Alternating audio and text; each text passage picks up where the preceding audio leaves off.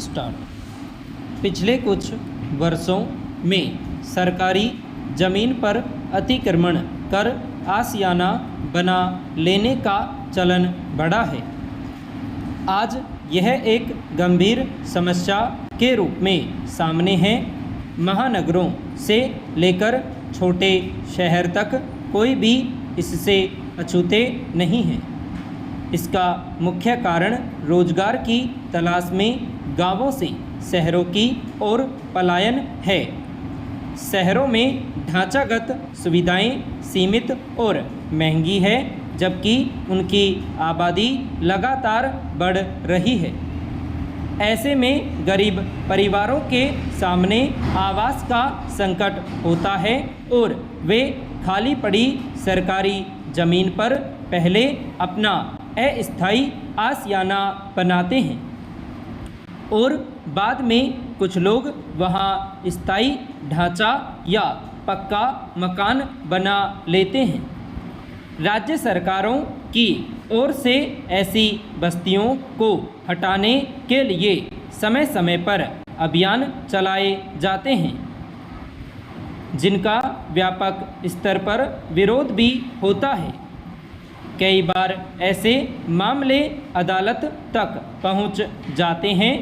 सवाल है कि इस तरह की बस्तियों को बसने ही क्यों दिया जाता है, जिन्हें बाद में हटाने के लिए सरकारी मशीनरी का उपयोग करना पड़ता है। इससे न केवल सरकारी कोष पर अतिरिक्त बोझ पड़ता है, बल्कि बेदखल किए गए परिवारों के सामने भी कई तरह की चुनौतियां खड़ी हो जाती हैं। पैरा हाल ही के दिनों में दिल्ली, मेरठ, हल्द्वानी, कानपुर सहित देश भर के अनेक शहरों में अतिक्रमण कर बनाए गए आशियानों को हटाने से जुड़ी घटनाएं सामने आई हैं। उत्तराखंड के हल्द्वानी रेलवे भूमि प्रकरण में प्रदेश उच्च न्यायालय ने अतिक्रमण हटाने का आदेश दिया, जिस पर सर्वोच्च न्यायालय ने रोक लगाते हुए उसे मानवीय मुद्दा माना और कहा कि हजारों लोगों को एक झटके में बेघर नहीं किया जा सकता।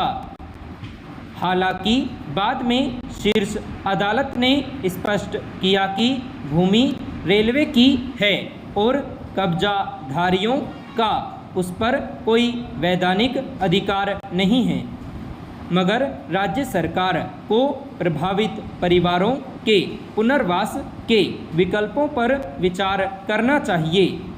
इस तरह के मामलों में एक प्रश्न हमेशा अनुत्तरित रह जाता है कि सार्वजनिक उपयोग की भूमि जैसे सड़क, पार्क, विद्यालय या अस्पताल के लिए आरक्षित भूखंड या फिर रेलवे और वन विभाग की जमीन पर वर्षों तक अवैध बस्तियां कैसे बस जाती है।